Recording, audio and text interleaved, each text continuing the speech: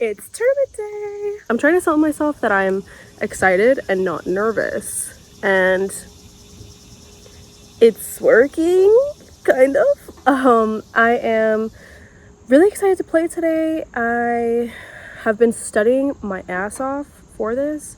This whole past week I reviewed like all my openings for white and like none of mine for black. So I'm just gonna hope that I remember all my stuff for black today. But all my stuff for white I feel prepared for.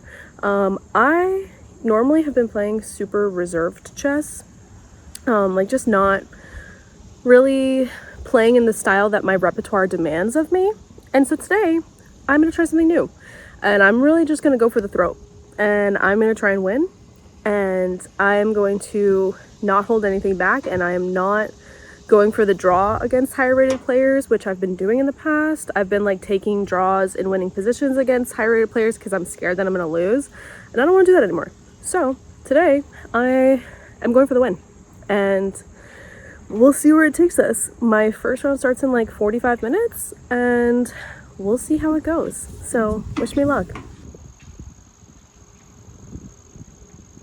Also, this campus is literally gorgeous, and it's a beautiful day out today. It feels like the first day of fall. It's like 65 degrees out here in Maryland, and it's so nice. I went to the wrong side of campus, and now I have to walk all the way to the other side of campus, but it's fine. I have like 30 minutes, so it's fine. I'll figure it out.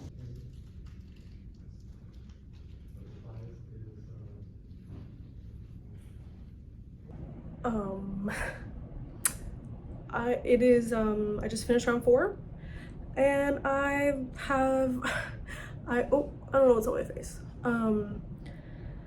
I won my first round, which was great against an unrated player, and then I proceeded to lose round 2 versus a 1700, round 3 versus 1700 I lost as well, and now I just lost to a 700 in round 4. So not going too great. Honestly, trying to be really candid, I'm really upset. Yeah, I don't really know what to say. I don't know how I let that happen. I just tried to be fancy and it didn't work. So yeah, we'll see what happens in round 5. I'm ready to go home. Hi everybody. It is now 2 days post-tournament, and I am here to give you a recap of what went down. So, you guys saw a little bit of tournament footage. So I won round 1, which was great. It was basically super easy. I demolished them. I played white versus an unrated player I played black and I just completely demolished them, and it felt great. Sometimes playing an unrated player can be like a hit or miss. You have no idea what their rating is, but I quickly found that like throughout the game, like they were just kind of like pushing pawns and not developing and just left their king in the center. And so I realized that like I was going to win this game. And so I eventually did win the game. And then I felt good. I felt really happy. I was like, yay, round 1, a win. Lovely. We immediately go into round 2, pretty much. Like there's like a 10-minute difference. And this was a game in 25 plus 5 tournament, which I thought that the tournament was going to be game in 25 delay 5. So I was excited to hear it was plus 5 because that just always means more time for me. And you're going to find out I need all the time I can get in tournaments. So I was really happy to hear this. So we go into the second game, and I'm playing a like 1650, and I'm playing white, and I was excited. I was like, okay, cool. I play e4, and then he plays d6, and I'm like, cool. This guy's playing my own opening against me. If you guys don't know, e4 d6 is basically the perk, and I was like, all right, he's gonna play my own opening against me. Sure, I'm excited. Let's see how it goes. So we end up getting into, basically he likes to play it like I like to play against the perk in a certain way. And so I play like probably the most aggressive way that you can play against the perk.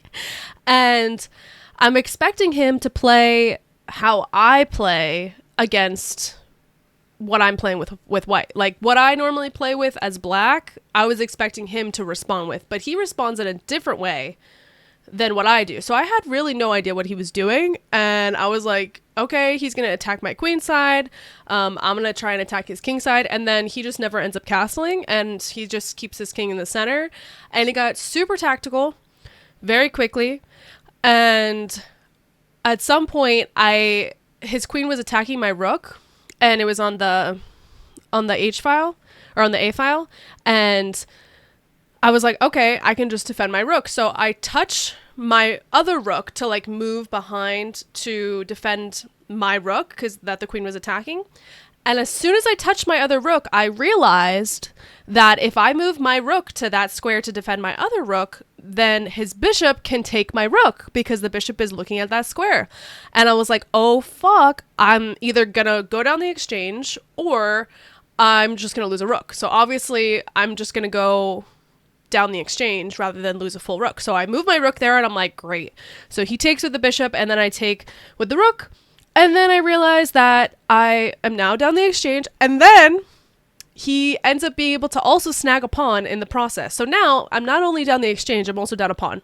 So I tried to create counterplay, and I tried to play on the dark squares, and I had really, really good dark square control, and he was trying to trade off my bishop because I had the bishop pair, and I had really good dark square control. He had 2 knights, and his rook was like super not involved in the game, and I was like, okay, if I can keep that rook not involved in the game, I should be good. But then he forced an exchange of queens, and it just went downhill. So it was really funny because in my round 1 game, my opponent made like an illegal move and hit the clock, and I was like, hey, you're not allowed to do that. But I was like, I'm not going to call an arbiter. I'm already up like 2 pieces. Like, it's unnecessary. And I feel like my good karma came back to me because I made an illegal move. I went to move my queen out of the way of it was being pinned by his queen to my king. And I went to move it out of the way, and he was like, and I was like, oh, if you want to call someone, you can. And he was like, no, it's okay. And I was like, oh, that's what I get for being nice. Oh, sorry. That's what I get for being nice in round 1. Now it's coming back to me that he didn't call an arbiter on me. So I end up losing the game. And I was like, you know what? It's fine. I played someone who's like almost 1700. He was like 1690 or something like that. And I was like, it's fine. By the way, there was only 2 sections to this tournament. There was an under 1800 section and then the open. And you had to be at least 1600 to play in the open. So I couldn't play in the open, which was really sad. And playing in the under 1800 section, it's like a free-for-all. There's like 700s in there. There's 1000s. There's fucking 1700s. So you don't know who you're going to play. So then I get to round 3 and I'm playing with black against a like 1710 or something like that. And I'm like, all right, this guy's like almost 300 points higher than me. Okay, we'll see how this goes. And I quickly, he used barely any time, got fucking demolished and positionally crushed. I blundered another exchange, which this one I didn't even see. At least in round 2, when I blundered the exchange, I saw it as soon as I touched my rook, but because his touch move, like I had to move that rook. So like I was fucked. But this one, I didn't even see what he was doing. And then I just quickly got fucked up. And then he ended up being like 3 pawns up, and I tried to like create some counter attack, but it really didn't work. And then he just was 3 pawns up, and he traded. He was even up in exchange. I had bishop and he had a rook, and he just traded the rook for the bishop and was like, yeah, cool, I have 3 passed pawns. What are you gonna do? And I just resigned. I was like, yeah, because I had like 30 seconds left, and he had like 12 minutes, which I thought was insane. These people used like no time, which was really annoying.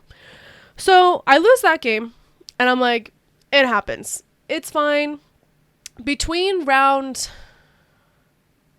2 and round 3, I went to lunch with Jesse, and we were both playing in this tournament. He was actually the one that told me about this tournament. And we had lunch. It was nice. and just chilled for like 45 minutes before round 3. So then I go into round 3 and I lost. And I was like, you know what? It's fine. I lost to like a 1700. Honestly, I got outclassed. What can you do? Like, it happens, okay? So then I go into round 4 and I'm playing a 700 as white. And I'm like, okay, you should be able to win this. Like, come on, you're 700 points higher. You should be able to win this. And we play a French, and I get all my prep out, and then I just started playing really sloppy.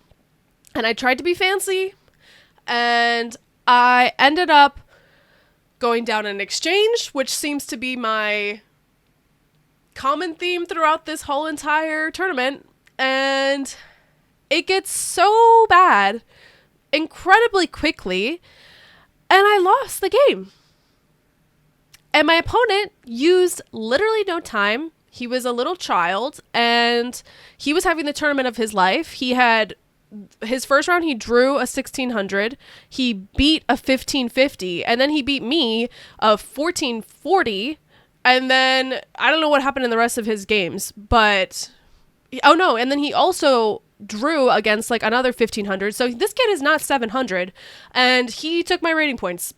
Like, for real. He took him, and it's not even like he did anything special. I just honestly played too loose. Like, I was just not really taking care of my pieces, and I blame that game on myself. So I walked out of that game, and I was very upset with myself. Not gonna lie, I was so shook that I had just lost to a 700. Like, I could not believe that. And it hurt a lot. It was rough. And I pretty much had like 10 to 15 minutes to go into the next round. And I was like, Sam, you are now 1 out of 4. If you don't win this next game, I don't know what's wrong with you. Like, you're just having a bad day. So I'm pretty optimistic. I go into round 5, and I'm playing black against a 1610. And I'm like, okay, I'm playing a 1600. If I win this, maybe it won't hurt my rating as much from losing to the 700, because this guy's like 200 points higher than me. Or not really, like 100 and something points higher than me. So I'm like, all right, you got this. So I get a beautiful attack. I'm crushing. We both get into like, it was such a good game. So I end up winning the exchange, and then I end up winning a pawn. So I'm just, and I have a passed pawn. So I'm just completely crushing. I have basically an extra piece towards the end game and a passed pawn. And I choke. In low time pressure. I let him get counterplay for no reason at all. No reason at all. Other than I choked. And I let him get counterplay, and I had a minute left, and he had like a minute left, and I didn't promote my passed pawn. And I should have just like sacked a piece and just moved on with my life and promoted my pawn, but I couldn't calculate it in the time that was there, and I honestly just fucking choked. And he beat me, and I lost the game. And it was so tragic. Jesse after the game was like, "You're literally gonna give me a heart attack. What are you doing?" And I was like, "I don't know. I can't believe I lost that."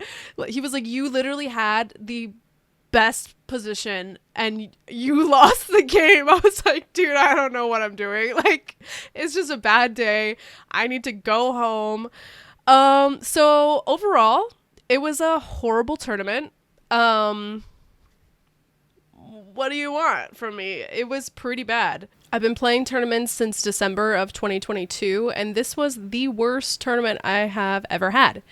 And honestly, I was really, really upset with myself after I finished the tournament and I came home.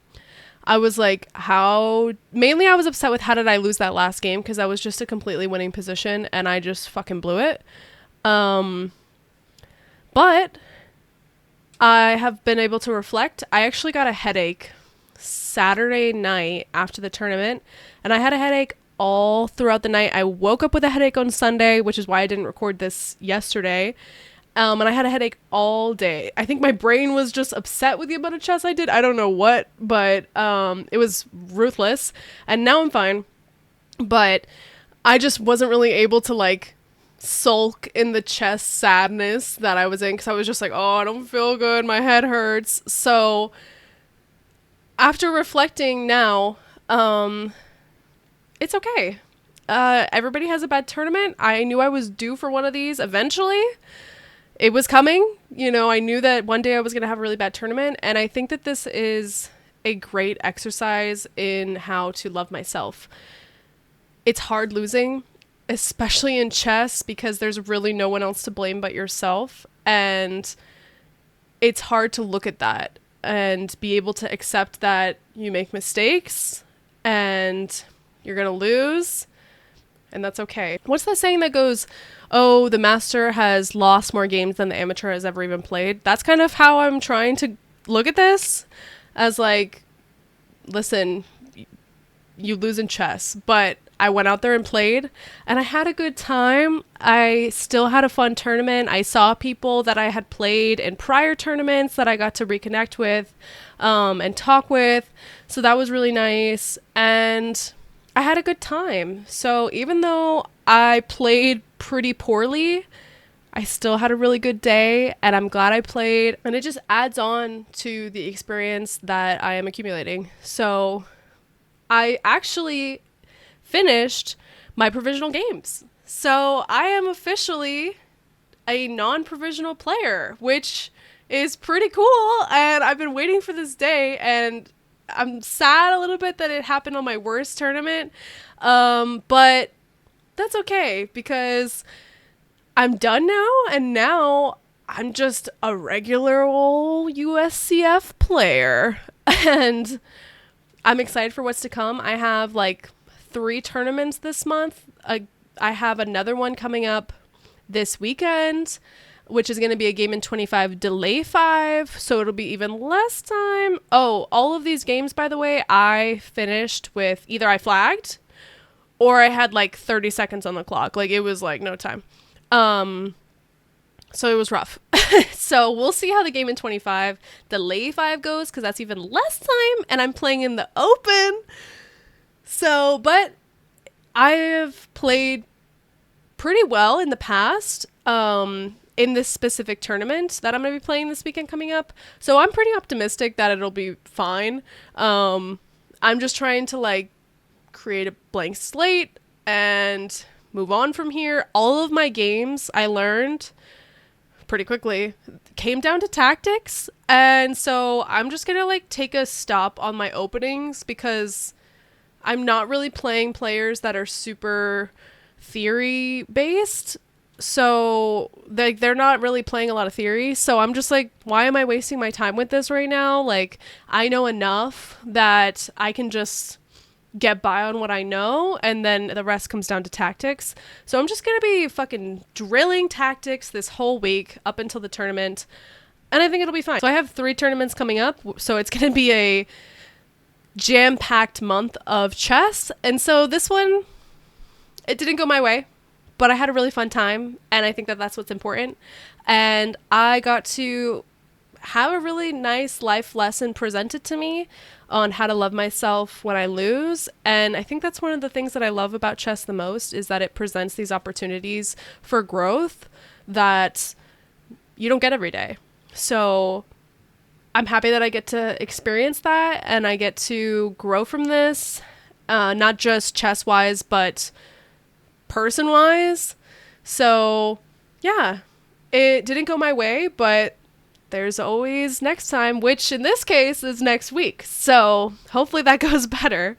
Thank you guys for watching this video. I hope you enjoyed my recap about this horrible tournament for me, and I hope you guys have a wonderful rest of your day. Bye.